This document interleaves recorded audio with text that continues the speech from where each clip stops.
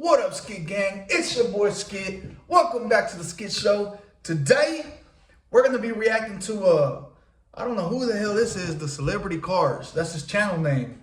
But he has a video on Omi and the Hellcat, which I remember when I first seen a Omi video, he motivated the hell out of me. Because, you know, at his age, he was able to obtain mostly all my dream cars. So I was seeing it as like, if he can do it, I can do it. And I'm pretty sure a lot of you out there on YouTube or in the world felt the same way I felt. So it motivated me to grind harder at what I was doing at the time. So right now, Omi's I think he's in jail still. He's in the feds. But this title says Omi and Hellcat car collection, a scammer's fleet. But Omi wasn't a scammer, bro. Like, he wasn't. Like, he wasn't scamming them. I mean, I guess you could say technically he was, but like in my eyes, he really wasn't doing nothing wrong. It was just he found a loophole that he was able to capitalize on, and at the end of the day, you know, the courts and decided that, you know, since somebody was losing money and he was, you know, capitalizing off of it, they decided to make an example out of him. That's the way I see it. That's my opinion. Somebody else might see it differently, but I don't know, man. I feel like he should be free right now, but I hope he's good, because he was going through a whole bunch of stuff with his ex-girlfriend and, like, you know, I guess money situations and problems. But hopefully he's good right now, and he should be out soon. So let's get into it.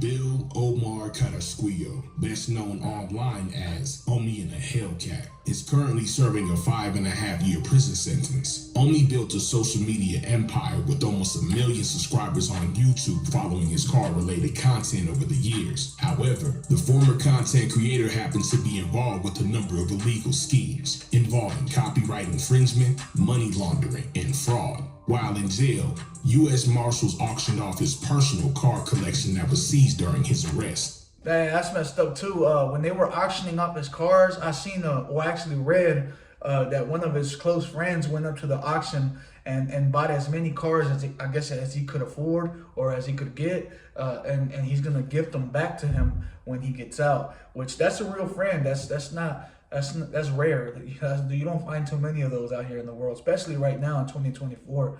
But yeah, man.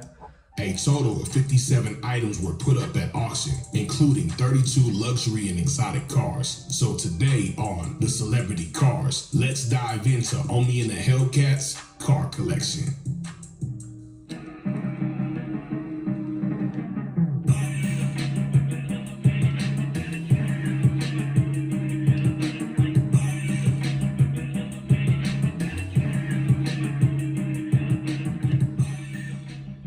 Always remember, live life the way you will want to live it. You only get one chance at this, one shot at life. One chance, one shot, that's it. Any mistake that you make, it's done. Born August 6th, 1986, Carrasquillo was born as one of 38 kids and spent his youth helping his father deal drugs. Certainly had a rags to riches story, even if he didn't get there legally. Omi's scheme made him very wealthy. His subscription service eventually brought in revenues in excess of $30 million before it was shut down by federal authorities in 2019. Given that massive revenue stream, Omi was investing his money in high-end cars and sharing content with them on his YouTube channel. Let's take a look. Omar's multi-million-dollar car collection was one of a kind, topping the bill. See, I ain't gonna lie, this kind of pisses me off, bro. If y'all didn't know, alcohol back in the day was illegal. They caught you with alcohol, you was going to prison, no matter what. I swear.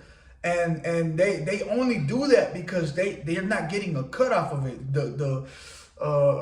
So when I say they aren't getting the cut, I'm saying the government. Like, they want to tax every single thing. So if you're making money, they want to make money, and they you know, they have the power to do that. Obviously, I guess. And so back in the day, alcohol was illegal. But now you could get alcohol any little corner store, or they have whole liquor stores. Down the street from where I'm living right now, there's a big old liquor store the size of a mall. So, and that's because now they're able to make or get a cut off of every single purchase. Now all of a sudden it's not bad. You know what I'm saying? So I don't know, bro. I don't know how I don't know how to explain what I'm thinking, but it pisses me off because he found a loophole on how he can make money, and yes, I see where they say he was doing illegal things, but you know, a lot of people didn't know of that loophole, so now they made an example out of him. But I'm sure there's gonna be way more people, you know, besides him. I'm sure someone else is doing it now. We just don't know, and they're going hard at it. But it pisses me off because I don't know Omi personally, but from watching his videos throughout the years, I feel like Omi's a good person. Like if he has it, he's gonna help you if you need it. And he just has a good heart. Like you can just see it through his videos, which a lot of his followers or subscribers, they can see that. Even though they don't personally know him, they can see he has a good heart. He helps people when he can. And he comes from humble beginnings, so he knows what it's like to go without. And that's why it kind of pisses me off, because once he started doing good and you know, he was able to provide, he started businesses and trying to do good for his family, you know, this happened to him. So that's why it kind of gets me mad in a way. Was his custom wrapped Power Rangers themed Lamborghini Aventador S, first showcased back in 2019. Omi and the Hellcat have one of his Lambos covered in unique decals, representing the iconic characters through multiple generations. Not only that, but the custom job also came with added lighting effects throughout. Price of it, $382,000. Besides his custom Aventador, Omi owned also two Huracan models, a 2020 LP644 Evo and a 2015 LP6104 variation. One of the defining features of the Huracan is its V10 engine instead of the V12 of the Aventador. The car is engineered to offer exceptional handling and agility, aided by advanced technologies such as the all-wheel drive, adaptive suspension systems, and dynamic steering. Lamborghini regularly updates the Huracan lineup, and it has become one of the leading sellers of the Italian automaker. And to end his Lambo lineup, he also bought a 2019 Lamborghini Urus, sold at auction for $174,000. Pretty cheap for this type of SUV, for real. To match with his girlfriend, who owned a Bentley Bentayga, Omar purchased himself a 2020 Bentley Continental GT V8 First Edition, white painted like all of his other cars. The coupe is one of the most luxurious cars out there, with a beautiful two-tone interior and a perfect silky driving experience. This rock... Yo, that interior was nice, bro. That Bentley interior, I'm sure it rides smooth, bro. I've ridden in the Bentley before. It was like this, but it was black. I'm a barber, so that's my regular job. Besides this, I cut hair. So there's these producers out of Dallas known as Playing Skills. They're Grammy award-winning producers. They produced Riding Dirty for Chamillionaire. They See Me Rolling. They Hatin'. They did that. They did Lil Wayne and T-Pain Got Money, and you know it. You know, they've done a lot of stuff for like the Latin side, like Daddy Yankee and Nicky Jam and a whole bunch of other people on the Latin side. But I was their barber for about 2 or 3 years, and they owned one like this, but it was black, bro. Because of them, that made me want to go even harder at life. Because I personally knew them. Like I would cut their hair every single week, and then sometimes it was every 3 days, because they often had to do shows, because they're DJs also. They had to do shows like every 2-3 days, and they had to look presentable. So yeah, I got to experience, you know, riding in one of these, and it was awesome. But I kind of want one myself now. Was valued at $144,000. Car number 6 on the list is the 2019 Acura NSX that the man got after 2 years of thinking about it. This sports car has 573 horsepower and steers like a scalpel. Bro, my boy Owen could barely fit in the hole, but I'm sure he could drive the hell out of it. Celebrities like actor Michael B. Jordan own this model. While it's not as popular as the Lamborghini or McLaren, the new wave of NSX is a great car for speed craze enthusiasts that don't want too much attention on the road, even if, don't get me wrong, it's still gonna turn some heads. Omi Sport Hybrid Edition was sold at $115,000. Staying in the JDM category, he also owned a super cool new edition Toyota Supra, which was given a completely fresh looking design. The car has 255 horsepower and was sold at a low $34,500. Damn, I want that. Mercedes is a rich people's favorite. The YouTuber owned a Mercedes AMG GLE 43, a great SUV for everyday driving, and this sold for $27,400. And a more exclusive White's GT63S Coupe, which was absolutely stunning, featuring ceramic brakes, the dynamic package with the rear spoiler, and the red leather interior. This was the sexiest car on the market 3 years ago. Well, according to Omi. I mean, he didn't lie about that though, at least. We also saw him with a G63, of course, and a Mercedes Maybach GLS 600. But none of these were seized apparently,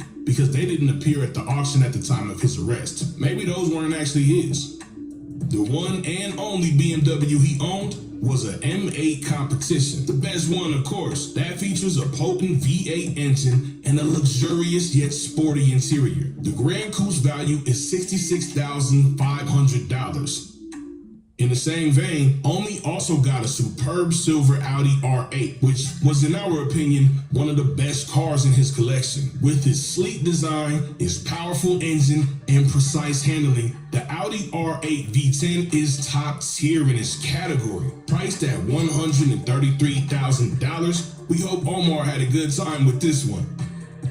If we had to go car by car, this video would be a whole hour. So for the rest of the collection, we'll just list the cars for you. Well, at least the ones that sold at auction, so we know it's confirmed that he had them. Omi also owned a 2019 Chevrolet Corvette Grand Sport, a 2019 Jeep Grand Cherokee Track Car, a 2018 Jeep Grand Cherokee Track Car, a 2016 Dodge Challenger SRT Hellcat, a 2019 Challenger SRT Hellcat Red Eye, a 2016 Dodge Charger SRT Hellcat, I ain't know what's crazy, bro. I'm not too...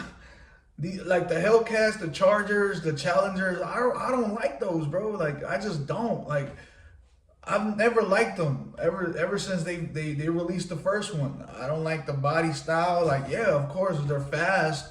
And a lot of, they're popular with the rappers and the urban community, but I don't see why. It's just like, it looks like a normal car with a fast engine. I mean, a fast motor, like able to, from 0 to 60, like they haul ass. But yeah, I give them that. Like, yeah, they're fast, but I just don't like the aesthetics of it. Like, I would rather get like a McLaren, or or I don't know, like a Lambo, if I really wanted, a fast car. But those are cars that I like aesthetically. These look like a regular car, and they're just hiding a good motor under the trunk. Under the hood. You know what I'm saying? Like, I don't know. I just don't personally. They're not for me. But I guess to each their own. 2018 Dodge Durango SRT, a 2019 Chevrolet Camaro, a 2017 Ford F350 Super Duty Platinum, a 2018 Ram ProMaster 2500, a 2020 Jeep Gladiator, a 2019 Jeep Wrangler Unlimited Sahara, a 2019 Honda Civic Type R Touring, a 2019 Ram 1500 Unlimited, a backdraft Roadster, a 1996 Chevrolet Impala SS, a 2019 Ford Mustang EcoBoost Premium, a 2016 Mustang GT, a 2019 Audi A7 Quattro, a 2017 Chevrolet Tahoe Police Edition, and a My boy bought a cop car. I swear, bro, I got a cousin that went to an auction and bought a cop car himself. He thought he was the shit, riding around with like the lights and everything, bro. Wow, that was funny as shit. 2019 Dodge Grand Caravan. Now, it's important to note that while Omi and the Hellcat has shared aspects of his life openly, some elements remain clouded in speculation, with varying perspectives on the legality and ethics of certain business practices. His story serves as a reminder of the complexities within the world of entrepreneurship, the intersection of legality and ethical considerations, and the public scrutiny that comes with the fame and success. It does prompt a discussion about the responsibilities that accompany wealth, influence, and navigating the boundaries between innovation, legality, and ethical business practices. Remember, people want things so badly, like fame, cars, and clout, that they go beyond the legal threshold with irreversible consequences. Whatever you do, make sure you're doing it right. Don't be swayed by people selling you a dream, because in Omi's case, this lifestyle was just a temporary pleasure and a very well constructed facade. Yeah, it wasn't temporary. That's his opinion, bro. He said this was a temporary lifestyle. It wasn't, because I feel like once he gets out of jail, bro, he's gonna go extra hard now because he's had these things before. So now he's gonna try and find something legally. Hopefully this time around, that he's gonna find something legally that's gonna bring in the same amount of money he was making or more, hopefully, because he was starting businesses. Like I think he had like a construction business. He had bought some clubs, some nightclubs that he was gonna start opening up, or you know what I mean. Those could all that. Say he has 3 or 4 different revenues coming in. That could potentially equal the same amount of money he was making as he was, when he was doing this. But that's my opinion, and that's his opinion, and yeah, he's entitled to an opinion. But I don't believe it was temporary, because when he gets out, he's still gonna live the way he wants to live. So he's gonna find something to acquire his things back. So, Omi had a garage containing 32 cars, and the value of it was estimated at around $2.4 million. Thanks so much for watching, and tell us your thoughts about Omi and the Hellcat story and the car collection. Yeah, drop a comment below. Let me know what you think. Do you think Omi's gonna get out and go hard, or do you think he's gonna go and get a job like a McDonald's or something? Like, comment, subscribe, peace.